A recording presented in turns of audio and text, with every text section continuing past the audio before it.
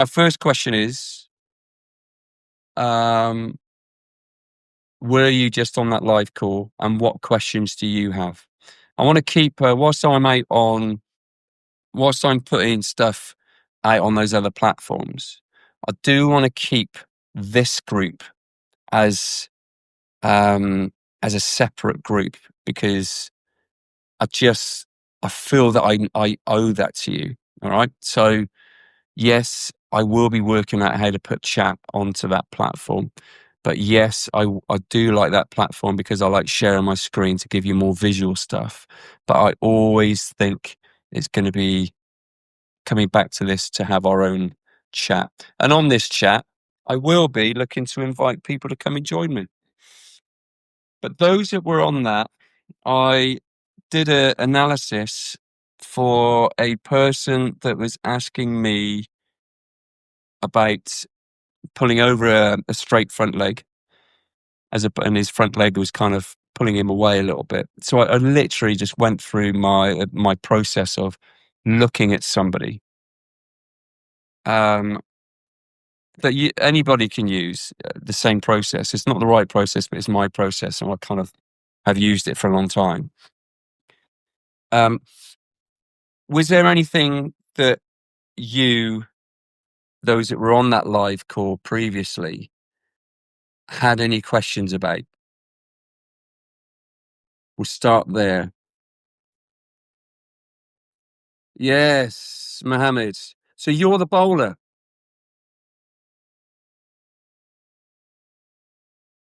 If you were the bowler, I'm the guy for Pakistan. That's real. I don't think you were. I thought it was Kasim. Okay.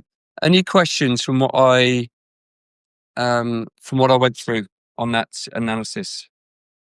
Because I want to make sure with you that things aren't confused. They're not confused. They are clear. I put them across in a very simple way because that is important.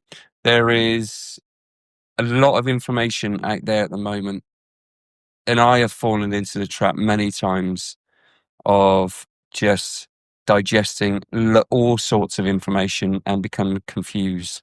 And I don't want that for you. Okay.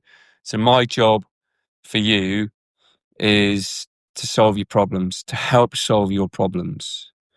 And if it's confusion, if it's a bowling action, there's a lot going on there. How do I kind of simplify it? I'm here to help. Adam, great to see you. Mick, great to see your name, Adam. Not to see you. Looking forward to catching up with you both again in the new year, by the way. More energy to tell you. Yeah, it does. It does. If there was one thing, I was coaching last night, and whilst every bowler is different, if there were one common thread that I have found myself needing to work on, it is alignment. It's alignment. What direction are they moving in? That's why I really like from behind the bowler, getting in behind their run up. I always used to stand in line with the stump to stump, but you can't actually see the angle. I do use different angles, don't get me wrong, but when it comes to alignment, stepping in behind the bowler and their run up, whilst they've got an angle, or they might not, are they moving towards the target? So that is the common theme. So yeah, Milk, absolutely. The way they run, the direction they run, the speed they run, all of this has an impact on what we see through the crease. But like I alluded to, our default, mine included, is what's the technique like? Because that's the starting point. Because technique is the process of executing the skill. And if the skill isn't quite right, or it's right, but you've made the wrong decision, that's a different thing. But if you're not being able to execute the skill, that's a technical thing. So that's why technique is important. And so understanding, whilst in a bowling action, there is lots of movements going on, and every bowling action is different. There are some common themes that every bowler need to have. Success leaves clues. Have a look at Mitchell Stark. That's a long conversation if we allow ourselves to go into it. In many ways, the game has moved on, but in many ways, the game is the same. It lives around the top of off stump. It lives at length. But Mitchell Stark runs in towards target. More often than not in this series, he bowled a few bounces, but not many. More often than not, he's looking to bowl the same ball every ball. And when he gets it wrong, he's not far away. He's just been simply outstanding, as we all know, and as every English fan and Australian and every fan in the world knows. So whilst the game has moved forwards, the landscape is so different. The skill of the game, I believe, is not that different at all.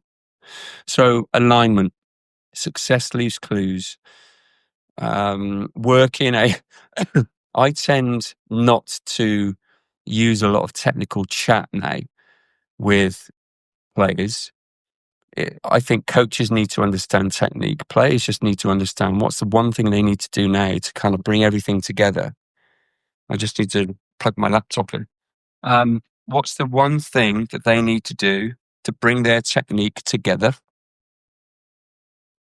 to execute their skill better? And in terms of alignment, I like get your belly button pointing towards the target for as much as you can. Okay. There's an element of certainly in your run up, belly button at the target prevents rotation because your belly button's all doing all this sort of belly button at the target, keeps you square on, gets you thinking about running efficiently, or chest square on, or chin towards the target. Get your chin up, that sorts your posture out as well, but don't get your chin back because that then gets your posture leaning back. So what cue, this is what I go through now, what cue can I give this player that I'm working with that will help them move towards the target? Often misalignment in the crease causes a lot of issues with the health of the action and the performance. But causes of misalignment is often in the run-up. All right. Yeah, mate, understanding physical people's physical limitations. Yeah, so that's I did mention on the call. I've got no context for those sort of stuff, but they're good fun because there's lots of guesswork from my side of things. I've only got one clip. Or in that case, I had two balls. You make massive assumptions on just what you're seeing. Physical strengths. What are they good at physically? Can they hold a 4-minute plank? But actually their legs aren't that strong, for instance. So where are they strong? This is where like profiling comes in, really.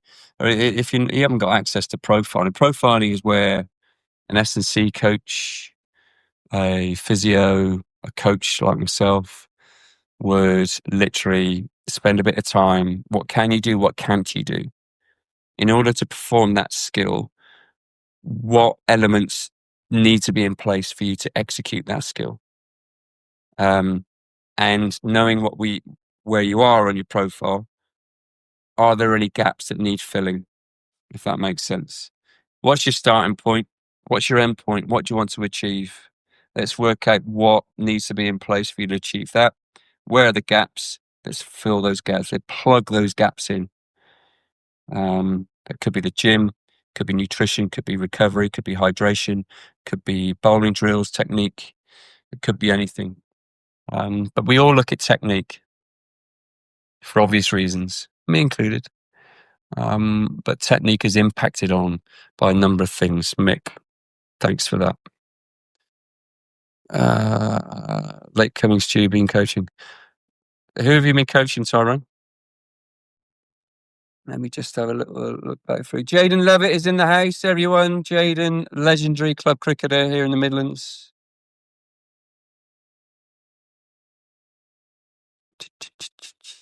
Legend of a bloke.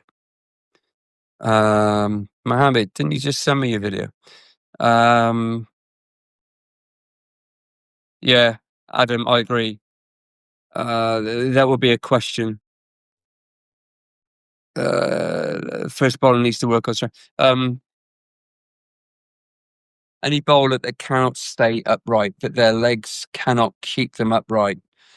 I have a look at what they're doing before, because some bowlers actually, if they're shuffling in their run up, it can mean that they're going to shuffle through the crease and their kind of energy just sinks down. But if they're upright in their run up, that's a great start. But if they sink down when they land back foot, push into front foot, it can often mean that they are just not strong enough, whether it's, well, work up the leg, calf, quads, hamstrings, are they strong around the knee area? And then hip flexors, glutes. We underestimate the impact of strong glutes. They are the last line of defense. So bowlers really ought to be almost obsessed with not just maintaining glute strength. So that's where lunges, squats, they all come into it. But the right technique, because you want to be engaging the glutes at all times, whenever possible. But yeah, Adam, agree. Intrigued by your analysis process. How are you picking out any key issues? Craig, well, I've been doing it for a while, and I think it's like anything. I've learned my process by working alongside some amazing coaches. I had a real keen obsession with bowling. I was a bowler myself, but then I was a talented bowler, but then I needed to understand how to bowl, because I didn't really know how to. I just did it. That's what talent can give you. But then I've been fortunate enough to work alongside some amazing people, amazing coaches, amazing biomechanists, amazing doctors, physios, and kind of all of that in the mix. And just those conversations, there's something to learn like all the time. How are you picking out the key issues? I think that cause and effect is the most important thing. What am I seeing? And then working through that process of what is causing it. So yeah, it's taken a while, Craig, but I'm here to help. Jace, good to have you with us. Trunk, can there be some leeway for flexion to one side? Does a bend always mean weakness? No. You're on about a sideways bend, aren't you? Doesn't always mean weakness. It can just mean misalignment. Don't forget, the brain and the body is brilliant at trying to find a way of doing what you ask it to do. So you want to bowl the ball straight.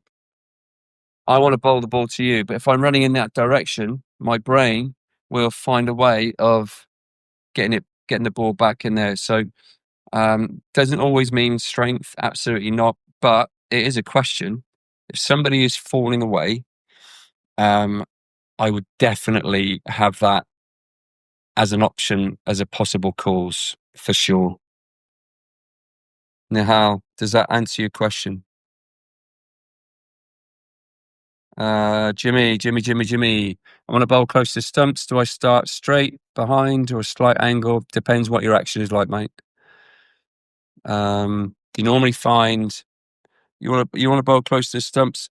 Do you swing it? Are you a seamer? I need some more context.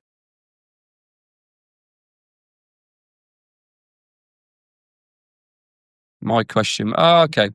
My question was that my back foot collapsed, but I have a good brace front leg. Okay, good. Sounds like you get from back foot to front foot really efficiently. Why do you think you got it so wrong? Wrong plan, flawed execution. Wolfgang, it will all come out in the wash. I don't know. There seems to be something going on there at the moment, isn't it? I wrote a. I've not even posted it. Something earlier about adaptability, and I still think that the best players, the best teams, adapt the quickest. They assess the quickest, make a decision, and they adapt with what the game is showing them is needed. The game will always give you hints as to what it needs in order to win the next ball, and that's the only thing that matters. The next ball. I wonder if we are adapting quick enough. I don't know. I'm not. I don't have access to any of the conversations in the dressing room anymore. So I don't know. I think that there's massive assumptions that conversations are not taking place. They will be taking place. Those coffees, those conversations, those reviews, they will be taking place. It's for the rest of the world to make massive assumptions that they're not. They're just on a sunbed and playing golf up in Noosa at the moment. That will not be the case.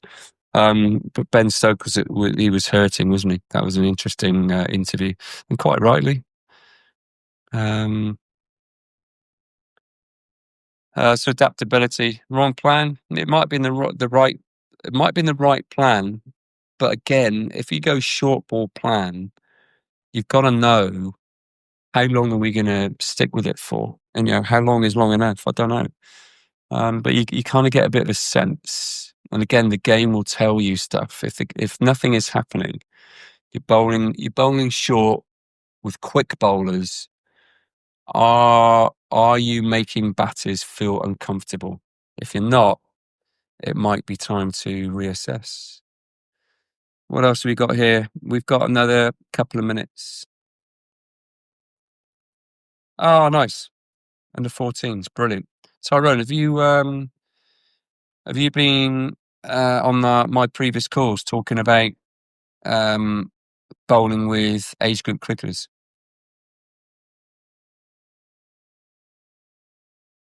Big bum bowlers. Yep. Interesting in the second innings at the Gabba, it was medium pace with keepers up there. Yeah, I know. England have gone all out with pace and not putting the ball there. Yep, I know. I do like the fact that we've made a decision and we've absolutely gone all in on something. Whether it was the right or the wrong thing, I was excited about watching us go and perform. And in that, day one, was it day one? Day two? That first test, I thought, blimey, who didn't think, right, we've got this right? I know I did. A relentless pace barrage. I bowled in swing, Jimmy. Nice. Side on action. Side on action in swing. Interesting. So to answer your question, Jimmy, what angle? You need to work back from off stump. So pick out a line from off stump. Work out where you want to deliver the ball on the crease when it's close, tight to the stumps, what you said earlier, and then work your run up back from that. I would always practice if you're bowling indoors or at nets or something. I would always practice with an umpire in place because if you get too tight, you're going to shoulder barge the umpire. I would always, when bowlers are trying to work out the angles of their run up, I would always have an umpire in place, make it as realistic as possible.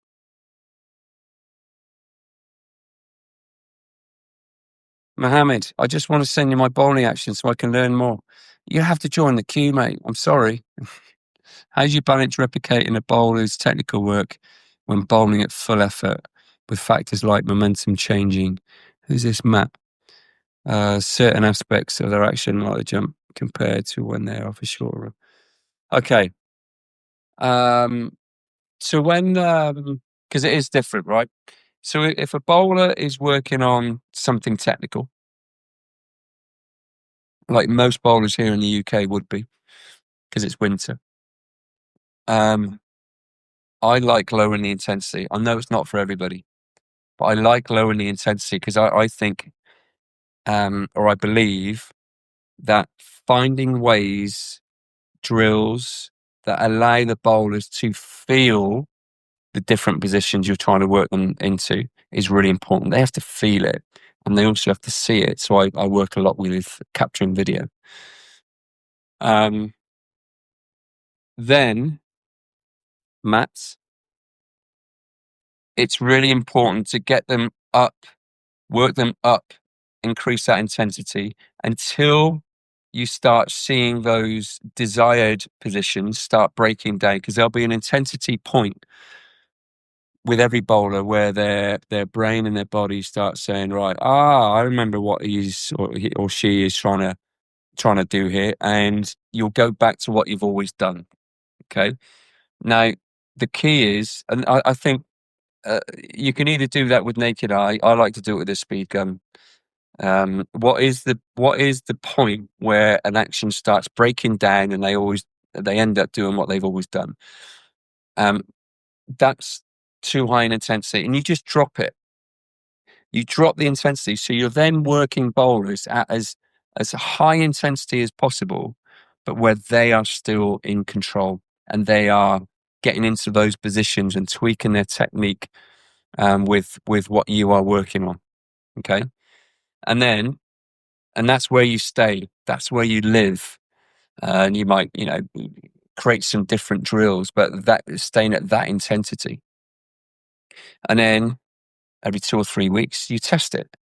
You get them to increase that intensity, take it up a notch. Can they still hold those positions, those new positions, more efficient, obviously, healthier, at higher intensity? That's what I would do.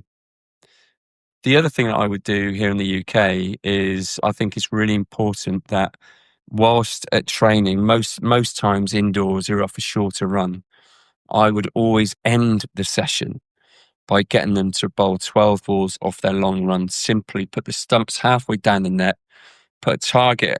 Last night I just had a bit of black tape just on the back wall, the back canvas, stumps up there. The black tape was the target, and they had to bowl the ball and hit the target on the full. And simply by getting them to bowl at a high intensity, what they're doing is they're getting load through their body at really high intensity. Those 12 balls, I'm not really that interested in where the ball goes. I am interested in the health of their action, but as high intensity as possible.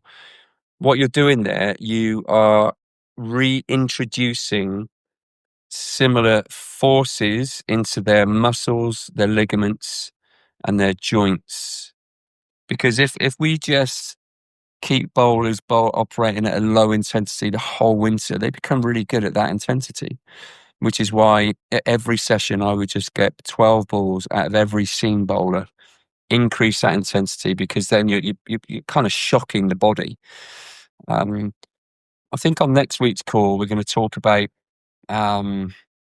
workloads and particularly navigating the pre-season period where we make that transition from indoors to outdoors, longer run up, higher intensity, and we get a bit excited, a bit giddy, don't we, when we start getting outside, and all of a sudden there is often a big increase in the number of overs and number of balls that are bowled at high intensity on the back of 3 or 4 months bowling at a low intensity indoors. And it's amazing. It's not amazing, actually. It makes sense how many injuries there are at the end of April, beginning of May. All right, Matt, I hope that's kind of answered your question. True, they felt rather stubborn. Yeah, good. Jimmy, pleasure. I'd like a future video to be about our fast bowlers born or created. Love it. Mick, you're always on one. Right, I need to go. Speaking about measuring speed, how expensive are all those pocket radar devices? Yeah, they're up there. I've got a pretty good one. I actually had to have it shipped from America, so it's one of those pocket radars that baseball use. I'm guessing a little bit, Mick, but I reckon it's 300 quid. Tyrone, pleasure. Listen, everyone, thank you as always. I never take anything like this for granted, all right? You giving up your time. I am on a mission to help as many people as I can around the world, coaches as well as parents, as well as players, all right? I just feel, even on that call there, particularly on Instagram, There are a lot of people just with a lot of opinions, but for me, what's important is working with the player. The player is right in the middle, and you've got all of these people outside, parents, teachers, club coach, school coach, county coach, district coach, international coach, you've got all of these around here. With the player right in the middle, they are the most important person. And I just feel that one, there needs to be some real common consistency with communication, and two, simplification. This is what you're doing. This is what we need you to do. This is why, and this is how we're going to do it. It really is as simple as that. It's not simple, but you know what I mean. I just guessed my speed. That's a 93. Whoa. Don't tease me. Use AI instead, cheap version. What, full track, John? Right. I need to go 299. I need to go. I know. I know you were kidding. Listen, never take it for granted. Very grateful for your support with everything. Have a great evening. Hope you enjoyed this evening. And I will catch up with you again soon. Reach out if you need anything. Catch you soon.